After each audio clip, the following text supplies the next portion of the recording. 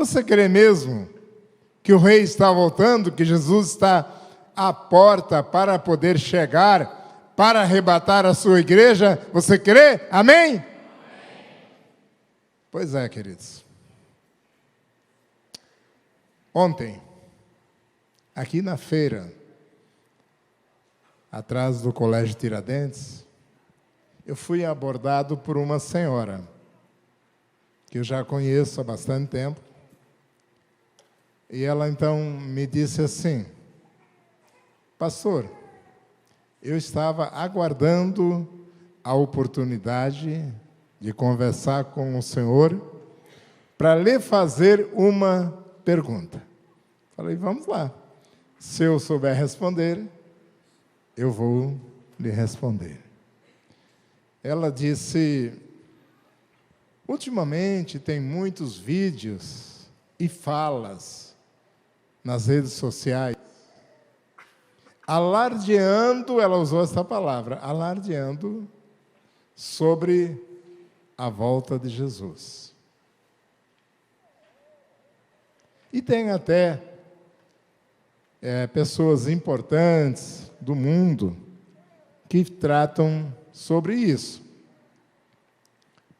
O que o senhor tem para dizer sobre isso? Aí eu falei, irmã, a Bíblia diz que nos últimos dias o amor de muitos esfriará.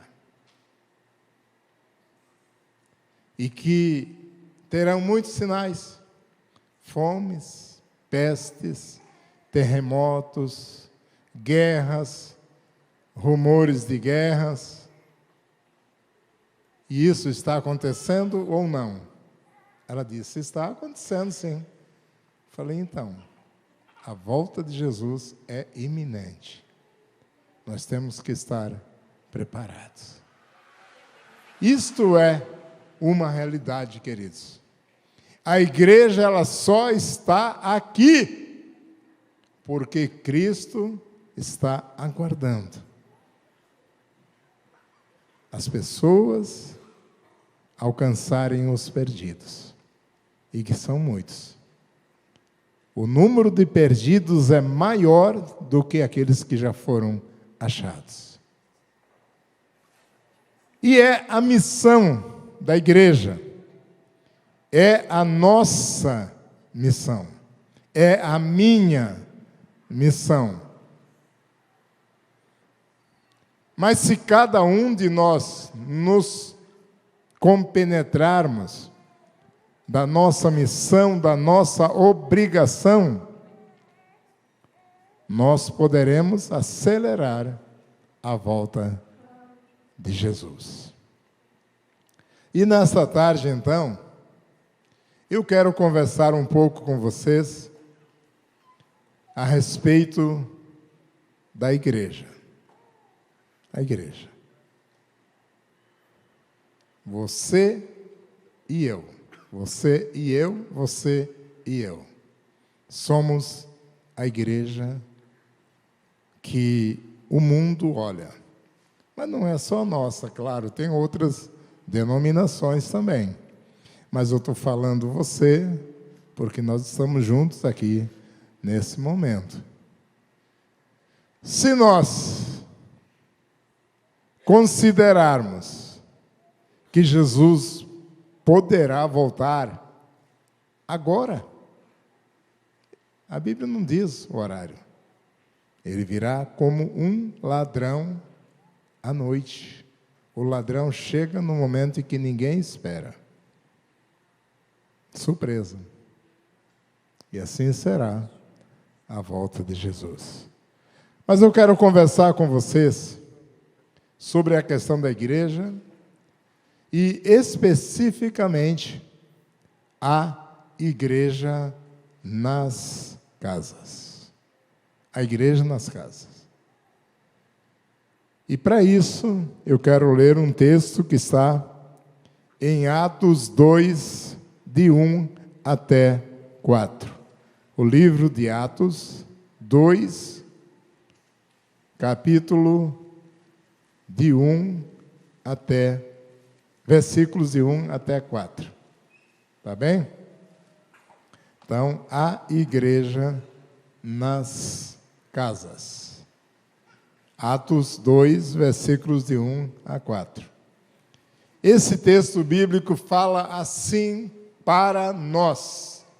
Isso aqui são fatos. Isso aqui não foi invenção de homem.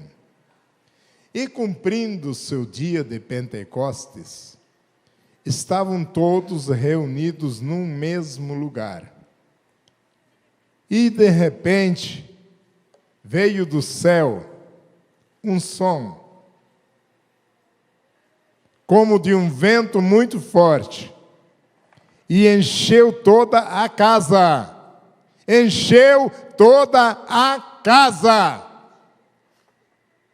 em que estavam assentados. Estavam assentados. E foram vistas por eles línguas repartidas como que de fogo, as quais pousaram sobre cada um deles. E todos foram cheios do Espírito Santo e começaram a falar noutras línguas conforme o Espírito Santo os capacitava. Os capacitava. Amém?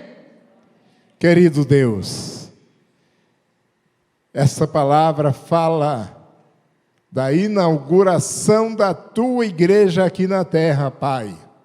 Aquele momento forte do Pentecostes, Pai. Foi ali que a tua igreja começou, Pai. E assim muitos irmãos deram continuidade. E hoje nós estamos aqui, é a nossa vez. É agora a nossa vez, Pai, de cumprirmos esta missão que o Senhor deu antes de ser arrebatado. O Senhor disse: ide e pregai o Evangelho, ide e fazei discípulo. Assim nós estamos aqui hoje, prontos para dizer: eis-me aqui, Senhor, envia-me a mim. Obrigado, Pai, e pedimos que o Teu Espírito Santo nos ensine de como melhor fazer esta missão. Amém? Amém. Queridos, eu quero também aproveitar esse momento, parabenizar o Tiago, o André, Felipe. Não são os apóstolos, não, são os nossos irmãos aqui. São discípulos, né? E a Eduarda também. Estão aniversariando hoje, ou esta semana, né? E nós vamos, então, depois abraçá-los. Tá bem? Queridos, já cantamos o cântico que o rei está voltando, e é porque nós estamos esperando isso, contando com isso. A nossa igreja, esta igreja, é uma igreja cristocêntrica. Diga, cristocêntrica. Por que ela é cristocêntrica? Porque o centro não é a prosperidade. O centro não é o Ministério do Louvor ou as músicas. O centro não são os dons que Deus deu a cada um. Mas o centro é Cristo Jesus, o Senhor. Por isso é uma igreja cristocêntrica.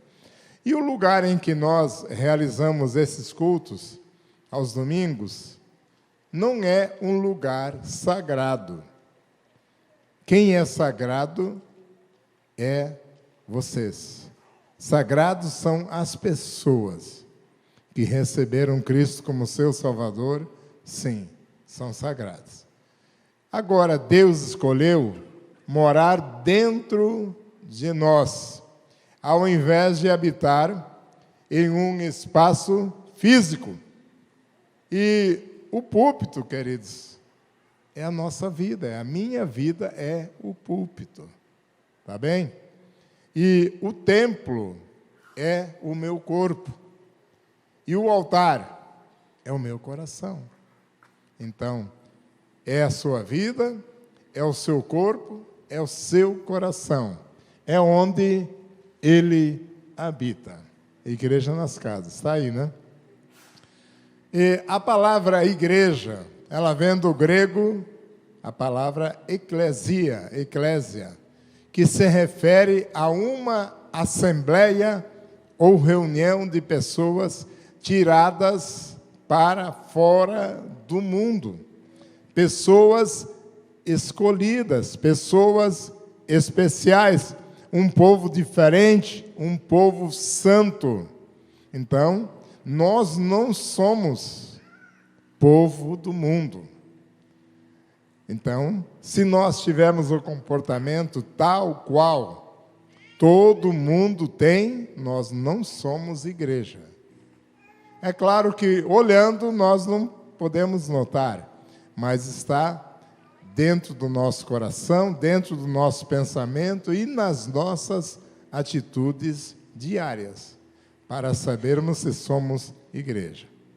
E o nome, Igreja Primitiva, então, ela é dado dentro da história do cristianismo, aquela que durou desde o Pentecostes até o terceiro século, por volta do ano 325, quando teve a celebração do Concílio de Nicéia.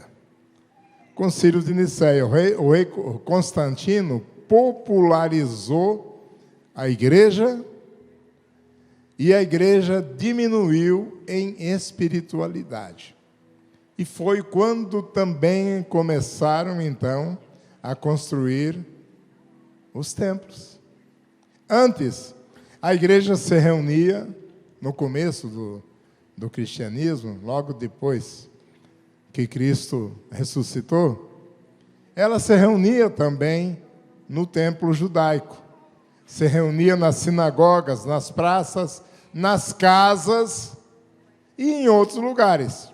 Mas com o passar do tempo e com a perseguição, tanto pelos judeus tradicionais, quanto pelo imperialismo romano. E agora, então, eles tiveram que parar de frequentar, então, publicamente. E mesmo porque houve a destruição do Templo de Jerusalém.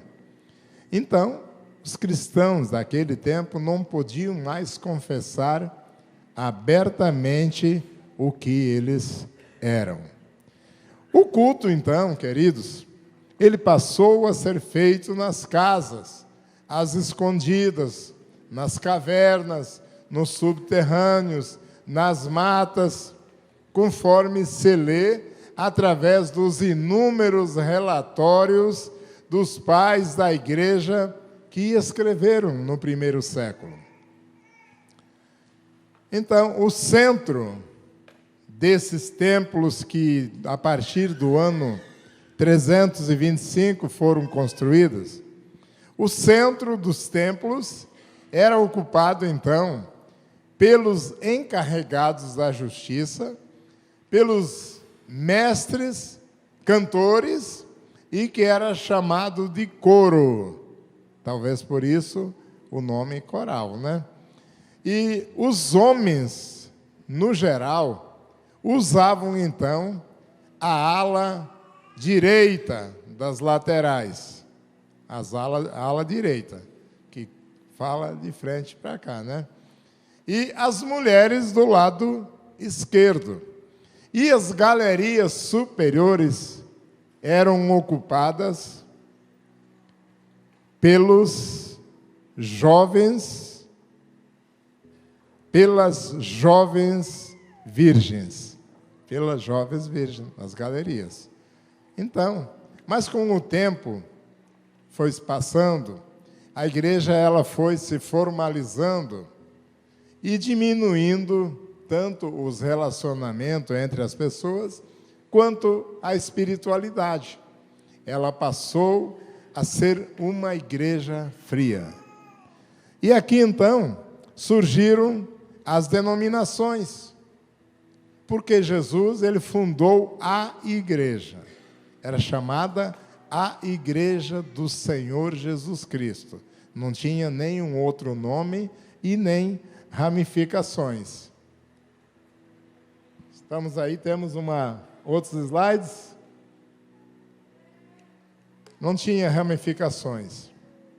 E hoje, queridos, existe uma quantidade incontável de denominações. É incontável, porque cada dia surge mais uma. E Cristo não mudou. Interessante é isso, que Cristo não mudou. E Ele fez questão de que nós entendêssemos. E, em função desse crescimento denominacional, houve pessoas que eram fiéis, houveram, e se reuniam então nas casas. E a igreja foi predominantemente nos lares.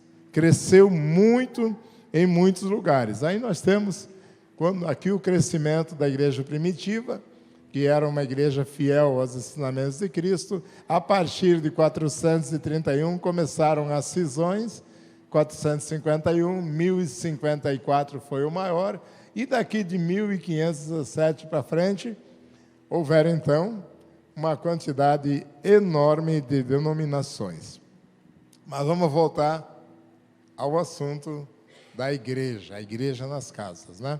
Nós fazemos parte de uma igreja que realmente se reúne para louvar a Deus, aprender a palavra, ouvir o que os irmãos entenderam pela revelação do Espírito Santo, porque ele vai revelando e todos aprendem e crescem com isso.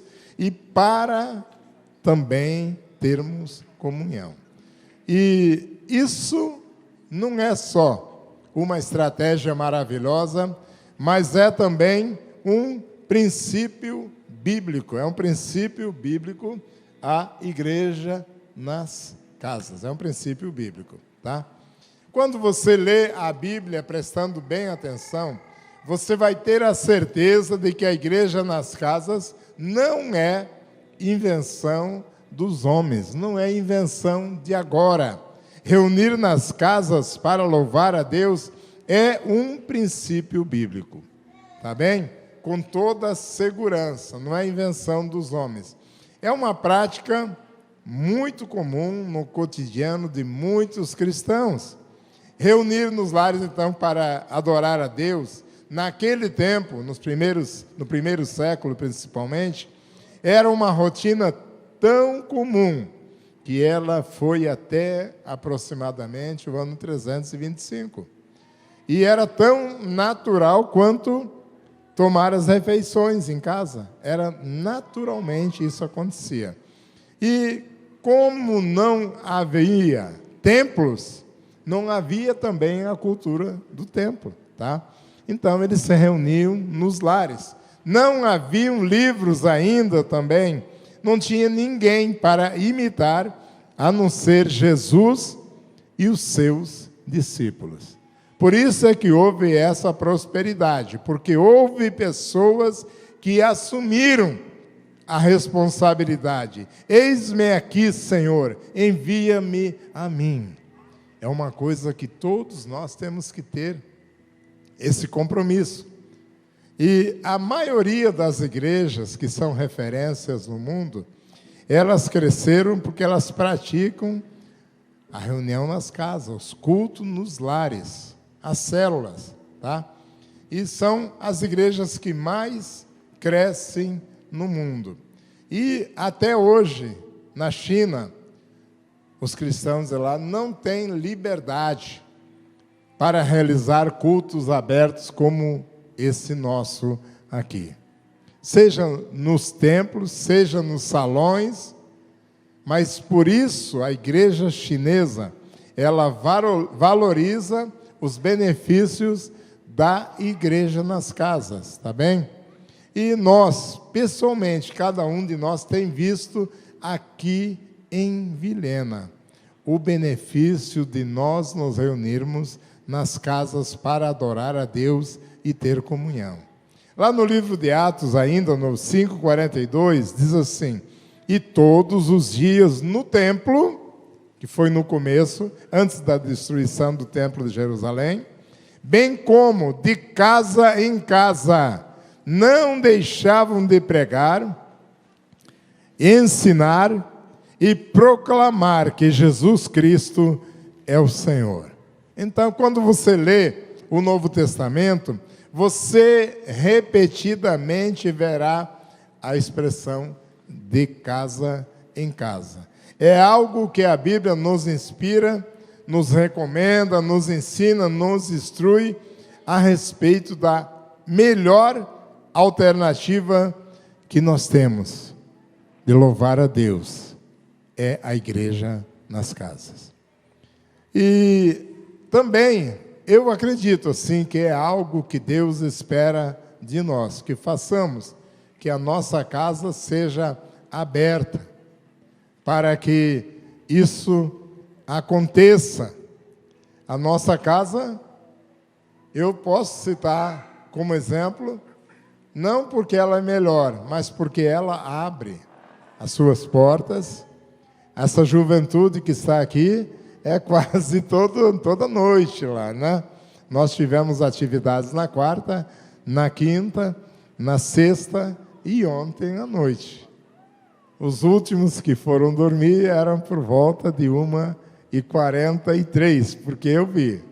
Então, a meninada, a juventude se reúne lá, eu vou ter que botar uma placa lá na frente, né? Local de reuniões, tá? Vou ter que fazer isso. Mas eu fico muito feliz porque os jovens estão crescendo. Tem noite de Pentecostes através das vigílias. Tem noite que eles comem muito bolo, muita pipoca. Mas o importante é que eles estão crescendo juntos, se conhecendo e estabelecendo uma juventude forte para a nossa cidade de Vilhena.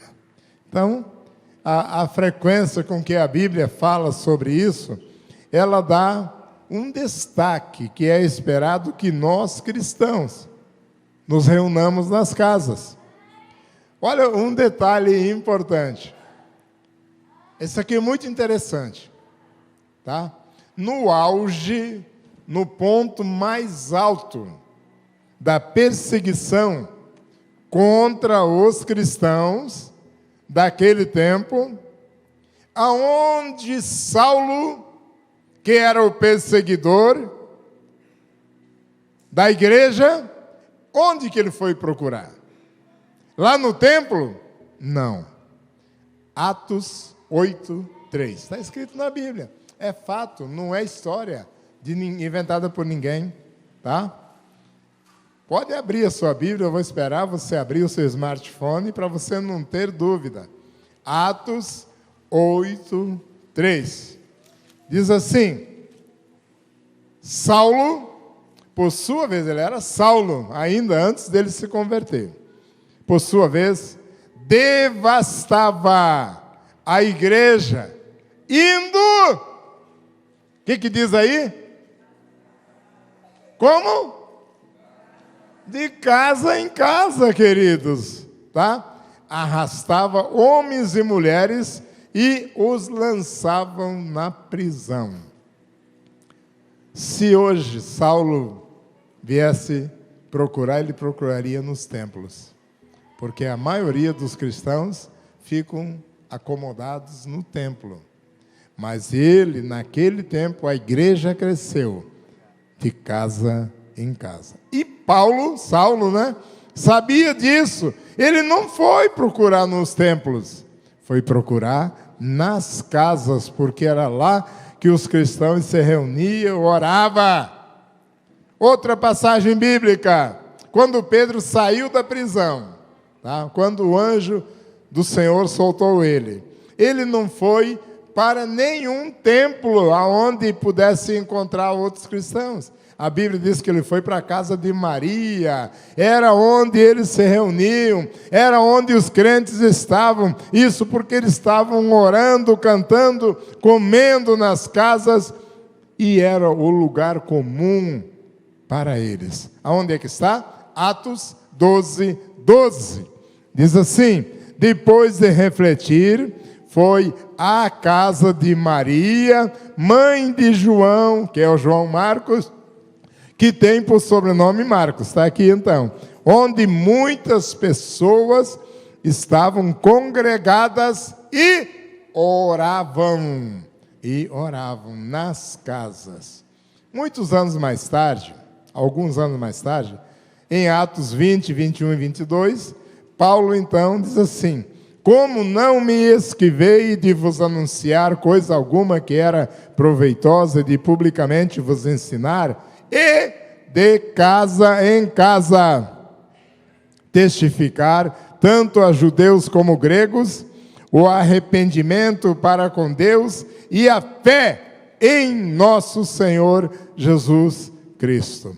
Atos 2:46, todos os dias continuavam a reunir-se no pátio do templo, partiam o pão de casa em casa e juntos participavam das refeições com alegria e sinceridade de coração.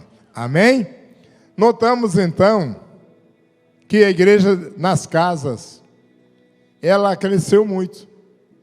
E ela pode muito bem ser ainda mais impactada, influenciada pelo relacionamento entre as pessoas. Logo então, queridos, preste atenção. Isso aqui até foi, o Avanilton, ele usou essa palavra que eu vou ler agora, aqui na reunião dos homens ontem à tarde, às 16 horas. Logo nós devemos tomar posição em favor de Cristo para ajudar outras pessoas e outras famílias. Então nós temos que tomar posição para o crescimento do reino de Deus e para a volta de Cristo. Porque se a volta é iminente e eu não estou esperando, eu corro o risco de não estar preparados. Nós temos tido muitos sinais aqui a respeito disso. Muitos mesmo.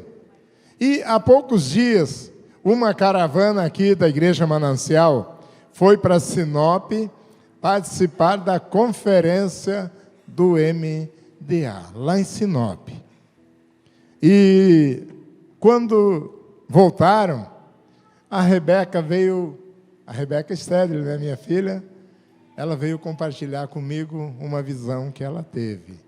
Falei, Rebeca, você vai fazer o seguinte, você vai compartilhar com a igreja. Vem até aqui, filhota. Compartilha como é que foi isso. Não precisa ficar vermelha, não. Difícil. Paz, igreja.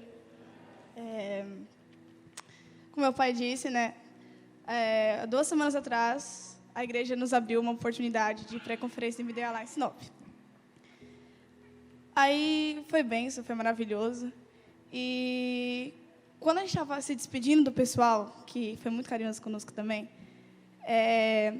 uma amiga minha, a Sara, ela chegou em mim e falou assim, Rebeca, você é uma flor.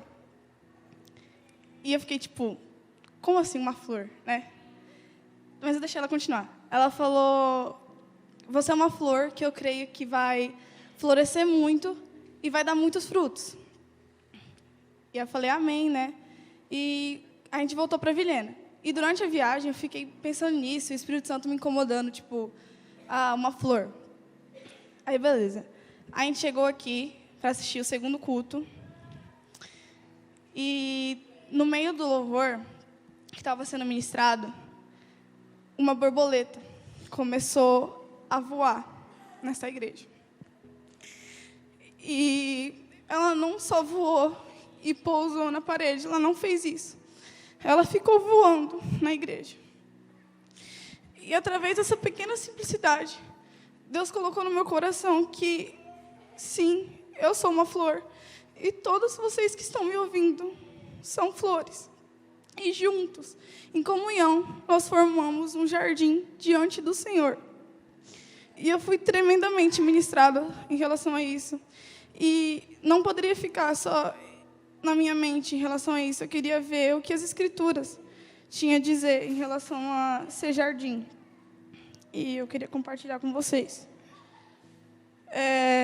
Os jardins nos tempos bíblicos eram lugares que representavam a fertilidade, a beleza, um local especial de descanso, um lugar de refúgio para muitas pessoas. Então, eu creio que muitos, quando vêm cultuar, um culto a Deus, são renovados diante da palavra. Os jardins não eram lugares apenas de flores bonitas e cheias de fragrância, mas eram lugares de plantação de árvores frutíferas. Então, nós não somos apenas flores que têm cheiro suave ao nariz do Senhor, mas sim, nós somos árvores frutíferas. E eu creio que cada célula aqui vai dar muito fruto, como já tem dado. Vai ser tremendamente. E nós, como igreja, nós somos sim o jardim do Senhor, e as raízes desse jardim vão chegar a todos os bairros de Vilhena. Essas raízes vão passar por Vilhena, tocando cada coração, que será tremendamente ministrado pelo amor do Senhor. Então, sim, o jardim é um lugar de fertilidade. E o que o Senhor revelou é que, como o Rei dos Reis, o Senhor tem tremendo interesse no seu jardim, que a cada dia Ele quer deixar este jardim ainda mais sofisticado. O jardim é tão importante que foi lá que o Senhor colocou a sua principal criação, o homem. E era no jardim que Deus falava com o homem. Então, este jardim, essa igreja, é um lugar da habitação do Rei. E outra coisa interessante é que os jardins das Escrituras, é que ou eles estão perto do suprimento de água, ou eles estão constantemente irrigados. E é uma coisa maravilhosa de se pensar que o nome dessa igreja já diz totalmente quem somos, né? Lá em Isaías 58:11 diz: "E o Senhor te guiará continuamente, e fartará a tua alma em lugares áridos, e fortificará os teus ossos, e serás como um jardim regado, e como um manancial cujas águas nunca faltam, nunca cessam." Então eu tenho uma pergunta para vocês. Qual é o nome dessa igreja? Eu não ouvi direito. Fala mais uma vez. Amém. Então, eu creio que essa igreja, este manancial, é um jardim constantemente irrigado pela água do Espírito Santo.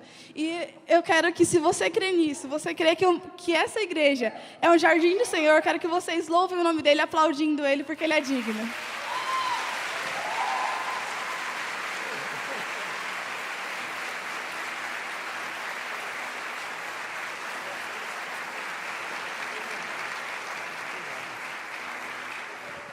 Eita.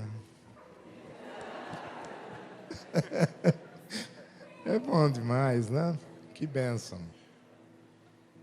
Então, queridos, à medida que as pessoas vão sendo alcançadas e vão se convertendo, a palavra de Deus vai penetrando no coração das pessoas. Agora, nós nos reunimos aqui no templo, não é porque o lugar seja santo, seja sagrado, mas nós reunimos aqui porque nós acreditamos que aqui nós podemos agregar um número grande de pessoas no mesmo lugar. Mas é lá nas casas é que acontece as bênçãos maiores. É lá onde as pessoas vão dar o primeiro passo. É lá que elas vão se relacionar com você, tá? Então, nas casas é o melhor lugar para se cumprir a palavra de Deus. Em Colossenses 3,16 diz assim: "A palavra de Cristo habite em vós abundantemente, em toda a sabedoria, ensinando-vos e admoestando-vos uns aos outros com salmos, hinos, cânticos espirituais, cantando ao Senhor com graça em vosso coração." Tá bem?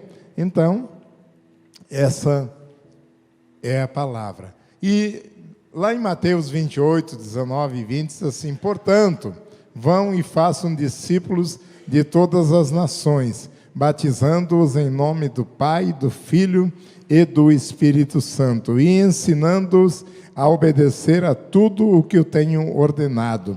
E eu estarei convosco todos os dias, até a consumação dos séculos." Tem um outro slide aí, por gentileza. Eu acho que o aparelho aqui não está funcionando. Aqui, queridos. Então, aí está. Eu quero conversar com vocês. A população brasileira, hoje, é aproximadamente isso, 210 milhões e 490 mil pessoas no Brasil. Como é que nós podemos alcançar?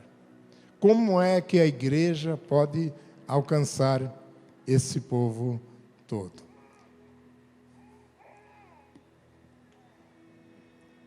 Olha, a ordem de Jesus. Abram os olhos e vejam os campos, e eles estão maduros para a colheita.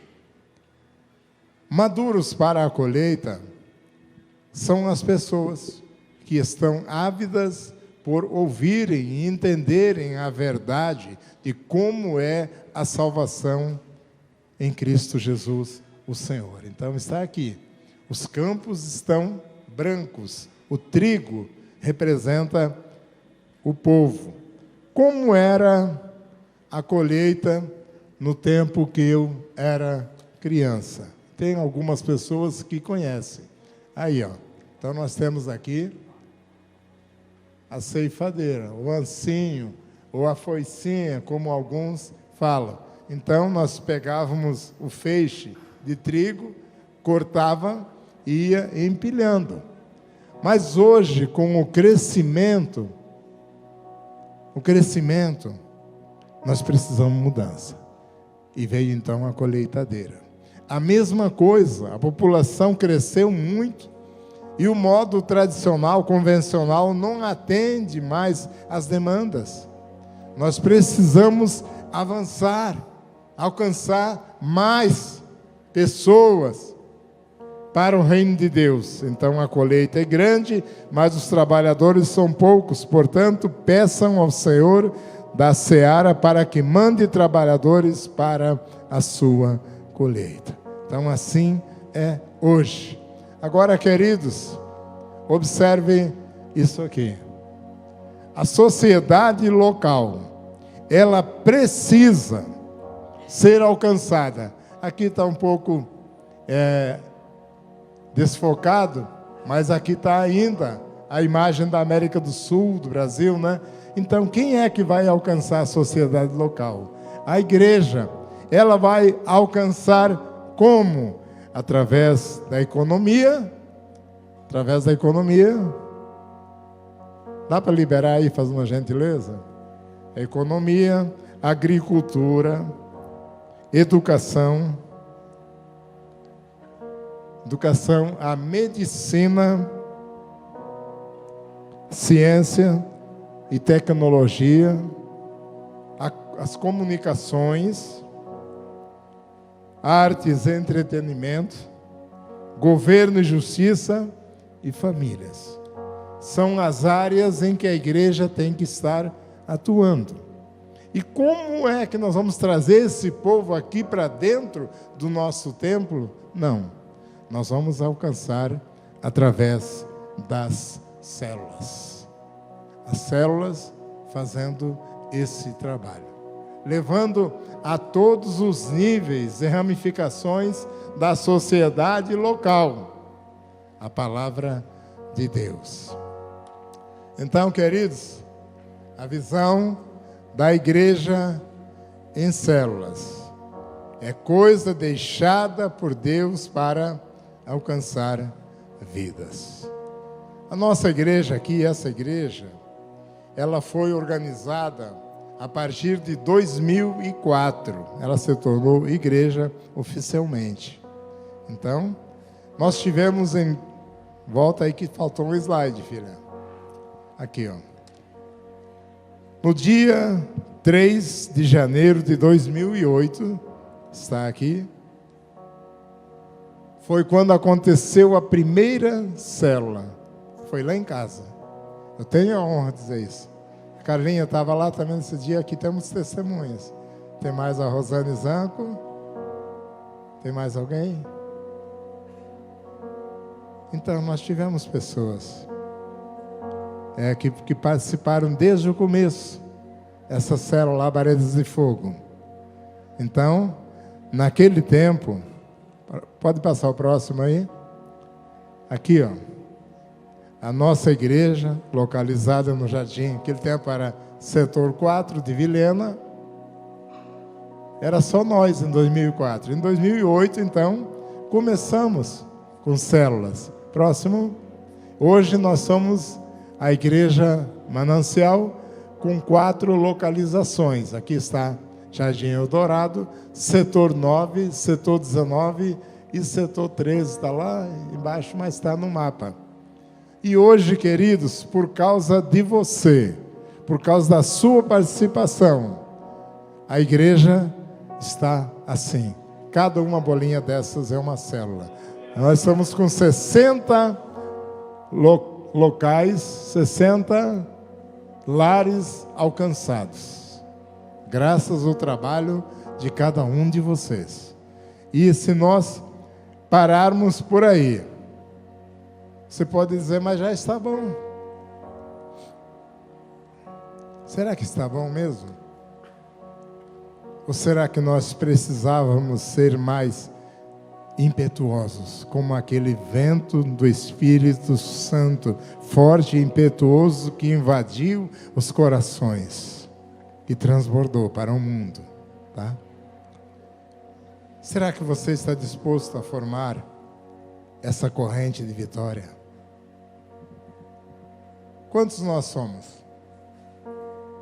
Nas células, nós somos aproximadamente 600. Mas aqui nós somos um número maior. Ocorre o seguinte, ninguém é obrigado a participar de células. Mas eu fiz questão de mostrar hoje que a célula é uma ferramenta de Deus para Vilhena.